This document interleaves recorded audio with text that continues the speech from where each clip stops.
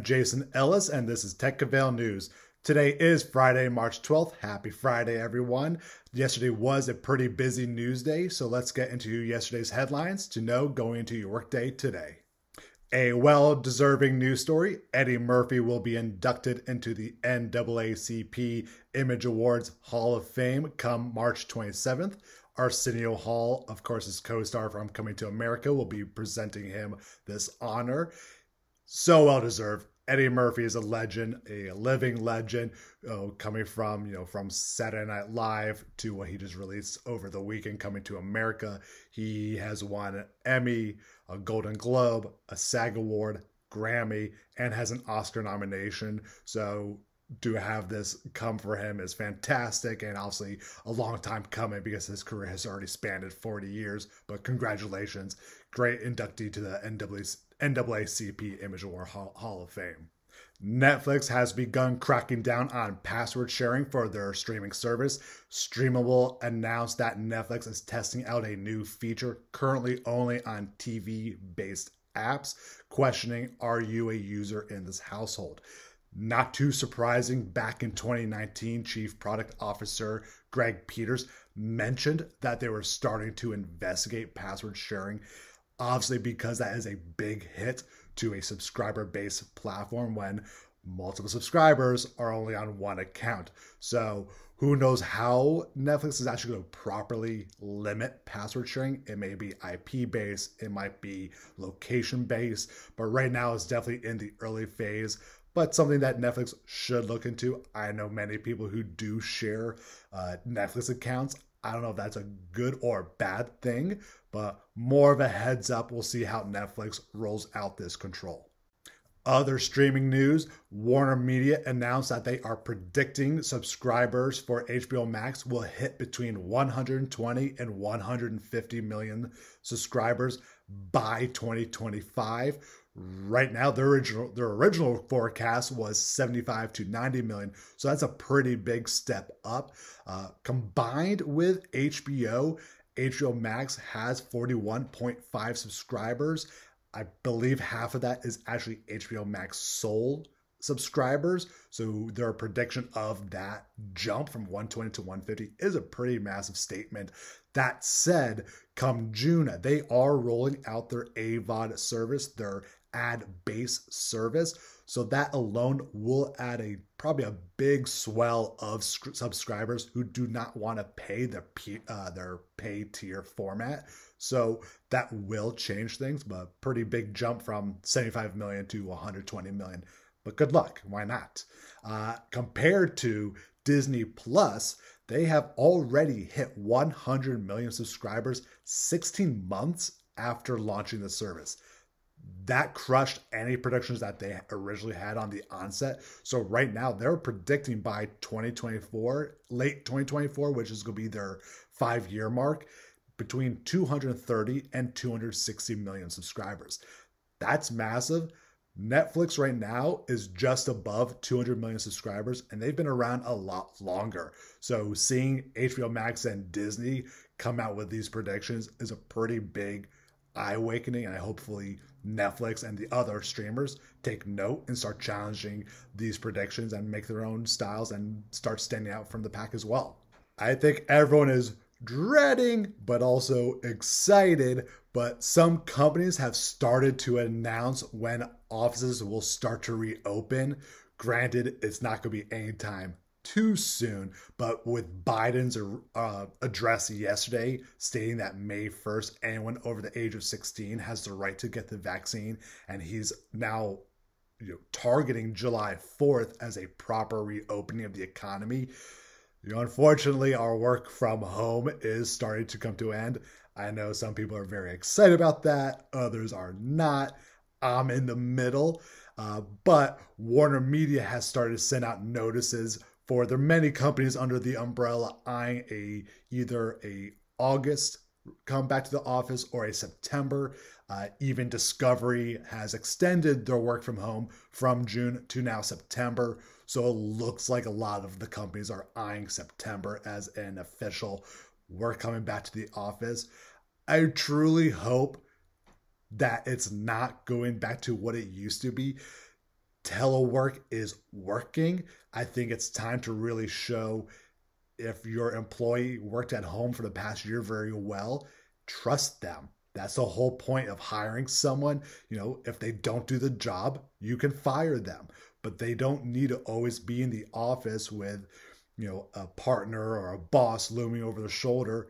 That's the reason why you bring someone on. So hopefully we'll see a hybrid return of Zoom, Google Meet, other meeting styles versus just everything now being back in the office, everything back in being conference calls. I think it was announced last week or early this week that the average person has saved 8.6 hours of their week by not being in traffic from commuting.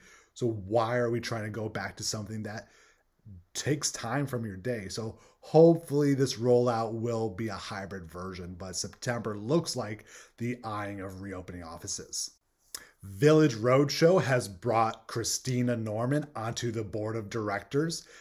This is an amazing get. Christina is currently the head of Think 450, which the NBA's Player Association platform for original content and documentaries. Christina was also CEO of OWN, Oprah Winfrey's network, president of MTV and VH1. Before that, CEO of Water Cooler Group. What a great woman and what a great person to have on your board for Village Roadshow. So great get for Village and a great person to have on your board with Christina Norman. Just a weird, quick announcement yesterday. MTV has announced that the MTV Movie and TV Awards will be having their live broadcast on Sunday, May 16th.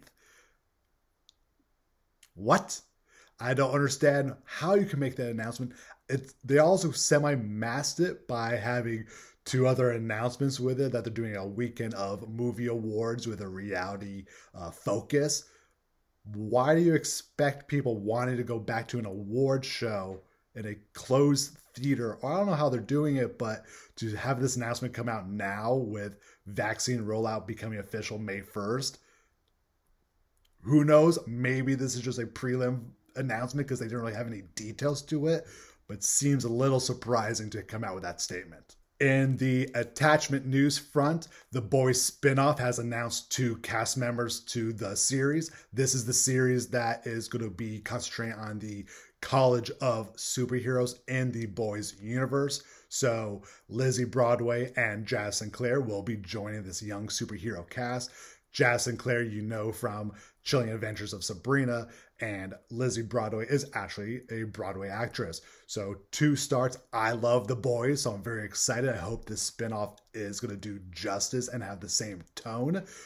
We'll see, but a cool start and a cool start of announcements for this series. Willow has announced the recast of their new lead. Ruby Cruz from Castle Rock has come on to take over that mantle. She's going to be joining Ellie Bamber, Aaron Kellyman, and Tony Revolori to the cast. Obviously, Willow's a big IP for Disney, and I hope that they're going to do a very smart rollout for their platform. Jonathan Kasdan and Wendy Miracle are show running, so great title. Ruby Cruz, I liked in Castle Rock, and great for her to take over the lead of this project. 50 Cent and Starz have a great partnership. 50 Cent has so many Power Book spinoffs happening, and the newer project that he has going is Black Mafia Family, where they've just announced that Snoop Dogg, Lala Anthony, and Soraya have joined this cast. This is going to be based on the true life of Detroit's Demetrius Big Meech Flannery and Terry Southwest T Flannery, their drug trade, and how that's really changed into a really ugly turn during the 1980s.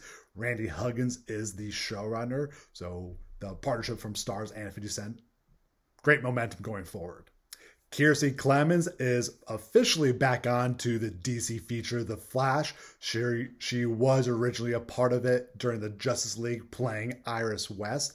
She was cut from the Justice League, so the part did disappear, but she's now officially back to join Ezra Miller in The Flash. I still personally question Ezra Miller as Barry Allen. I like Ezra Miller. I think he's got a great comedic, unique style to him.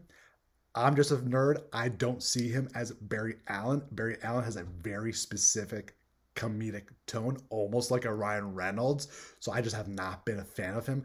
But I think Kirsten Clemens is great. I love to see her as Iris West and not cut out of this project. So great casting, and we'll see what happens with The Flash when it does come out. Some fun casting announcements for Mission Impossible 7. Carrie Elways, Indira Varma, and comedian Rob Delaney have joined the cast. Mission Impossible 7 is going to be released in theaters and on Paramount Plus November 7th. Well, Paramount Plus 45 days after. But that's going to be announced. And they're actually been filming the sequel at the same time. So the sequel will be released November 4th of 2022. Some not Hollywood specific, but Hollywood involved news. Matthew McConaughey is officially considering running for governor of Texas. Not too surprising. He has been very vocal for the past year and a half in the Texas politics. Obviously, he's Texan. It's his home state. Makes sense. But interesting to see him now to officially say there's talks of him running for the governor of Texas. Those are our news headlines from yesterday. Hopefully it'll help you going into today's workday to be a little bit more in the know. I am Jason Ellis, and this is Tech Avail News. I'll see you guys on Monday morning. Have a great weekend.